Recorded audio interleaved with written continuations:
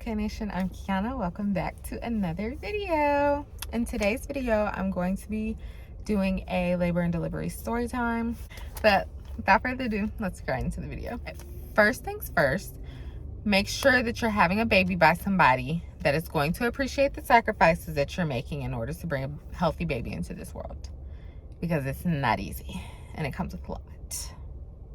Let's just get that out of the way. So for me, so sorry, let me focus. But for me, my labor started on Christmas Eve. My doctor had been having me come into the office.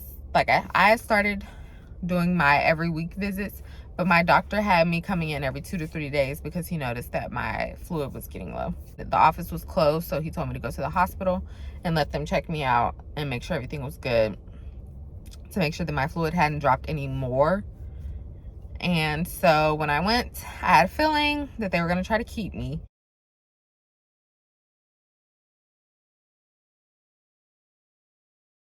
So I packed me and Kira's stuff beforehand and took it with me. Then when I got there, they put me in one of those rooms with the curtains. I could not tell you what it's called. I can't remember.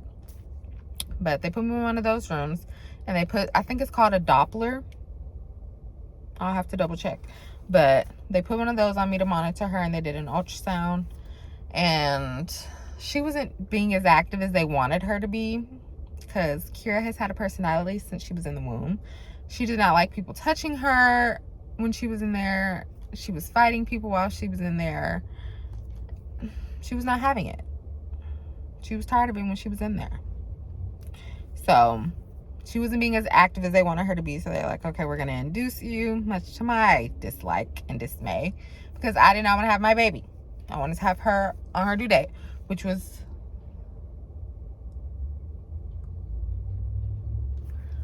New Year's Eve, my mom's birthday. But whatever, she wanted to do it, she wanted to do it. And they took me to my actual room on the labor and delivery floor. It was fun being rolled around, because I was like, I don't have to walk, so I'm not complaining. But I was not excited at first, because it's like, first of all, I didn't have enough time to prepare. Like, my room wasn't ready, or all the way ready. It was just other stuff that was not in order that I would have wanted to be in order before I had her. So I was slightly stressed going into labor, because it's like, she's gonna come here, or she's gonna be in the world, and what are we gonna do after that? Because they're gonna send me home with her. What am I gonna do? I felt so unprepared. I FaceTimed my sister immediately after they told me, because I was like, this was not the plan for me. Like, I just knew I was gonna go home. Like, I had a feeling they was gonna keep me there, but I was trying to be positive. I was like, yeah, this is gonna be pointless, because they're just gonna send me right back home, and I'm gonna have to go right back to the doctor on Monday. Or no, I would have had to go back to the doctor on Tuesday or Wednesday. I couldn't remember if they said they stay closed after the holiday. Yeah, I FaceTimed my sister and my mom so that they could come up there, because I was not about to have that baby by myself. And I felt like when they took me up there, everything was going to happen so fast that nobody was going to be in the room with me. That I was going to be having my baby by myself. So I was a little nervous about that, but everybody made it on time. So they ended up bringing me also some more stuff that I forgot. And I called my boyfriend because, well, I'd been texting him since I made it to the hospital. Like, letting him know every little thing, because at the change of anything, I wanted him to be like, I better, because he was at work. So they moved me to my room, and then they did a little questionnaire just to see where I was at mentally, which was pointless to me, because they had me on suicide watch after, and still got me on suicide watch. It's not funny, but it's crazy, because I never told them folks that I was suicidal right then and there in that moment. Like, gosh. Like, I am perfectly fine. I'm not gonna harm myself or my child. I said in my lifetime. I never said right now. I'm feeling those feelings right now. I felt those feelings within the past week. Like, no, none of that. I said within my lifetime. If I was feeling that way, I would have said it. But at this point, a lot of them folks. Lie to those people, because then at your baby's doctor appointment, they still asking. Had me fill out a questionnaire at her latest appointment. I was like, y'all tripping. This is why you don't tell these folks what's really going on. Like, anyways, after the little questionnaire where it seems like they judged me, obviously, they did a cervix check. When I tell y'all, I was so tired of cervix checks at that point, because at every doctor's appointment, from going every week to every 2 to 3 days, that was every 2 to 3 days I was getting a cervix check. When I tell you I was tired of having people's arms in my vagine, I was sick of it. I hated, okay, we're gonna need you to undress from the bottom down. He's gonna do a cervix check. Don't nobody want to hear that. Granted, he was very gentle, because I promise to God I was kicking him dead in his face if he was anything but gentle. I was over to cervix checks, and they, for some reason, kept feeling the need to do so. Like, is there any other way we can check the cervix? But at that point, I was literally used to it, but I was still over it, because it's like, I don't feel like we need to do this. I just personally feel like this is so unnecessary. And I'm going to insert a picture of my birth plan, because it did not get followed. So if you decide to do a birth plan going into labor and whatnot, make sure them folks stick to your birth plan. And I should have remembered to grab mine out of my car that was on me, but I remembered what was on it, and I knew what I wanted and did not want. And they had me sign paperwork saying what I did and did not want, and they still didn't listen to me. When I say y'all, I wanted to fight, because when I say I don't want to do something, whatever you think is best because you're the doctor, you're wrong. You're wrong. It is what I want. At the end of the day, it's me being affected by your decision. But of course, they didn't listen to me. I don't want the Pitocin. They gave me the Pitocin anyway. Whatever. And then I was pissed at them when I felt the Pitocin. If you have any type of sense, I don't care what those people tell you, do not let them give you Pitocin. That is sent from the pits of hell.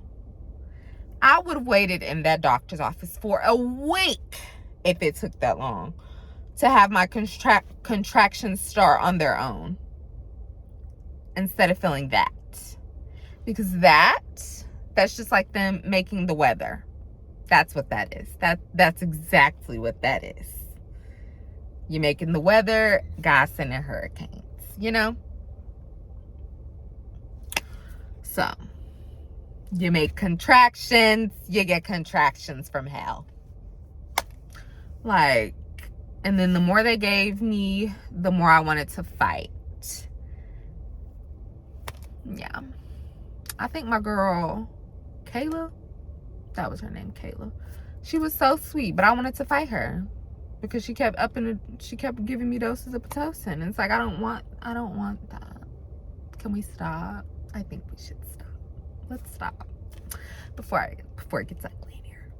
Once my mom and my sister got there, we played games to try to distract me, or at least that's what I was trying to tell myself. We're gonna play games so we can have fun, so we're distracted from the pain. No, I had to stop the game because it was gonna be a little much.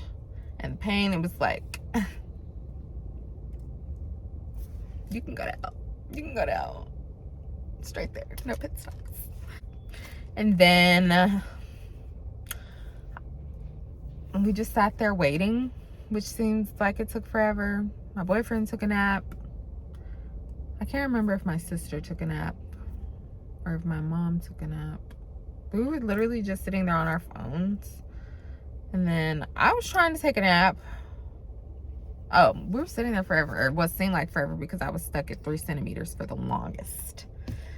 But every time I tried to take a nap, them folks would come in the room poking me, twisting me every which way, sticking their arms up my cooch. It was a lot. I wasn't a fan. I wasn't a fan at all, because it's like, do we not see me trying to sleep here and then be like, oh, I'm so sorry you're sleeping. Okay, if you see me sleeping, come back later. Nothing's changed. We're still at 3 centimeters, number one. Number two, the child is still doing what she wants, because Kira was literally, she was the reason they were coming in there bothering me, because literally they had me flipping sides because she'd moved to the side that I was laying on, away from the doc, or the thing that was monitoring her. So then it stopped monitoring, so they think the baby's dying. So that just gives you insight on how my kid acts. And I swear it seems like she got worse ever since she came out. So yeah, I was being poked, prodded, and twisted every which way because of her. Then after who knows how many doses of Pitocin, it seemed like, I want to say like 3 or 4, maybe just a little bit more. Couldn't tell you if I tried. I honestly don't remember how many, which you think I would, because that's how many punches they should have got. I couldn't take the pain anymore. Literally, I was bawling my eyes out because I was in so much pain. Like, I'm normally a G. I have 3 tattoos. 1 on my ankle. And I got my ankle tattooed twice. So, you think I'd be able to go through anything? That was a different type of pain. And I tried to push through it as much as I could. The deep breaths, I don't know who the heck that works for. It did not work for me. It did not work. If you want to irritate me, tell me to do some deep breaths through a contraction. And my nurses were so sweet, but they kept saying, oh, good job for breathing through my contractions. They wouldn't be this horrible and this painful if y'all didn't give me that doggone Pitocin. Y'all trying to rush the process. The kid is going to do what the kid wants to do. Stop trying to rush her. She going to come when she want to come. Granted, I mean, I understood because my fluid was low and whatnot, blah, blah, blah. We had to get her out earlier, but it's like, gosh darn. So I decided I was going to get an epidural. Initially going into labor, I said I was not getting an epidural because I was not finna let nobody mess up my back. Like, you're not finna, because I just knew I was not going to sit still. And y'all tell me why this man is giving me the doggone epidural, I get a contraction. I was literally scared. I was in pain. I was pissed. I was feeling a whole bunch. So I'm like, of course, when the epidural, I think they have to give it to you while you're having a contraction. But of course, I swear that was the worst one. While that man had that needle in my back. And I was like, oh my God. Because I did not want to risk getting paralyzed. Because I moved. I was like, oh my God. I had to pray real quick.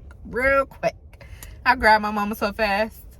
Because I was like, what the F? Like, how am I supposed to sit through this needle in my back? And this contraction is contractioning. Or this contraction is contracting. Can't remember his name. But best anesthesiologist ever. Like, I'm not. But if I was to have another kid, I'd be calling him. I'd pay him to come be my anesthesiologist while I was giving birth. Because I don't know what, like, the Lord literally was in his hands. He did his work. Like, he should have got paid extra.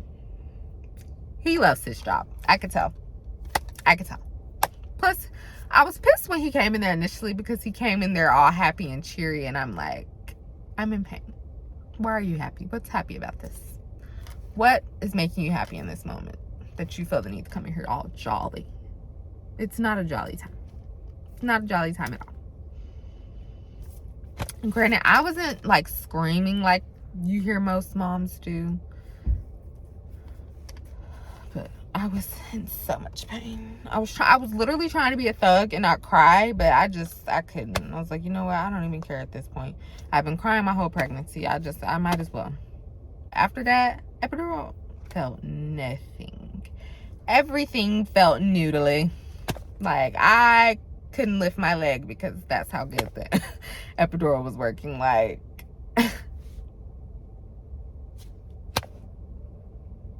and then I forgot what they put me on, something, whatever that drug was. I was on one. We finally got dilated to, I think, 9 or 10 centimeters, honestly. Who knows at this point. But they came in talking about it's go time. Woo! Which, after the epidural, I was in a better mood because I couldn't feel anything, so I could finally get some proper sleep. And I think they left me alone after that, did they? They might have come in a few times after that, but I think they left me alone eventually, so I could actually get some sleep. But Christmas Day, I think it was 10:15 maybe.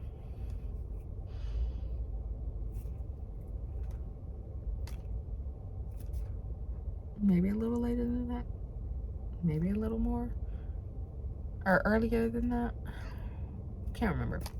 But they came in talking about it's time to push. Couldn't feel the contractions, so I just went with what they said. And it's like, all right, I'm pushing. And pushing, they said I did really good pushing. And I just want to, because I couldn't feel the things I didn't know. But, okay, with the epidural, I could not feel any pain, but I did still feel the pressure of when she was coming out. And when they say it feels like you're taking a big poop, that is exactly what it feels like. Yeah. Thank God. Well, nobody told me if I did, because my sister followed the rules and left. And then they said afterwards, oh, y'all really did follow the rules. Like, because y'all was, we not finna be the people y'all talking about. Of course they don't follow the rules. No, my sister unfortunately left the room. But my boyfriend and my mom were in there. Thank God. My mom held my leg. My boyfriend watched.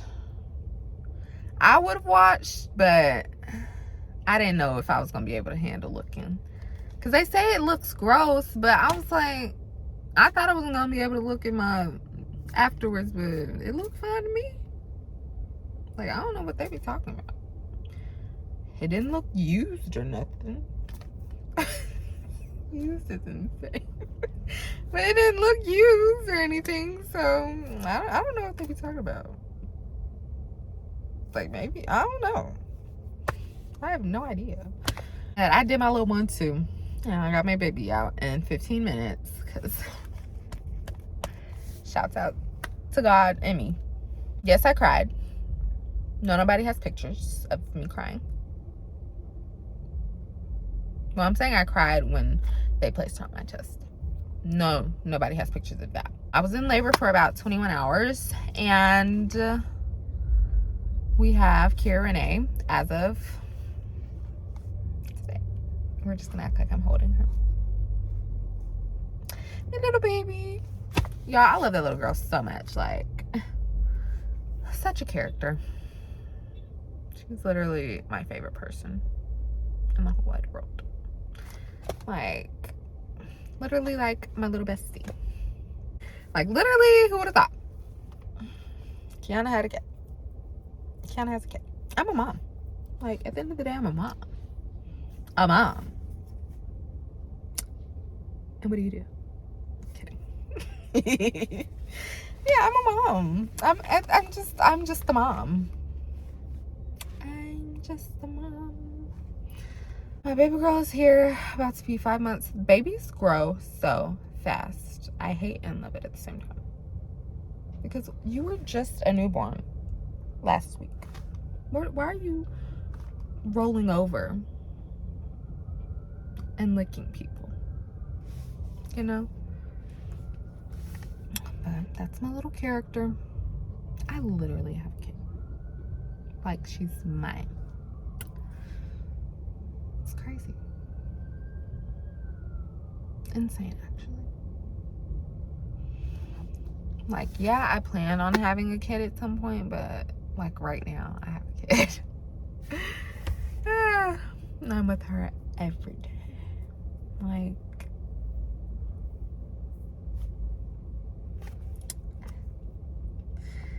but yeah, that is gonna conclude this video. I hope you all enjoyed it. Stay tuned for more content soon. Please don't forget to leave a like, comment, and subscribe. See you later, lovelies.